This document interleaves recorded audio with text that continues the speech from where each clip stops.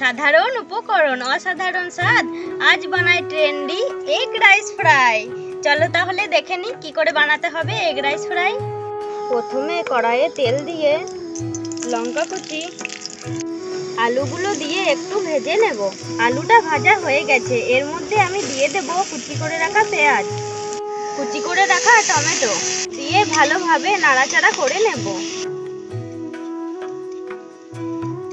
এর মধ্যে আমি দিয়ে দেব জিরে গুঁড়ো, হলুদ গুঁড়ো, লবণ।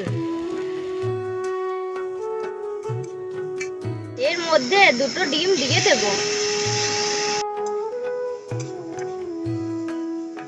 উপকরণগুলো ভাজা হয়ে গেছে, এবারে আমি রাতের বেঁচে যাওয়া ভাতটা দিয়ে দেব।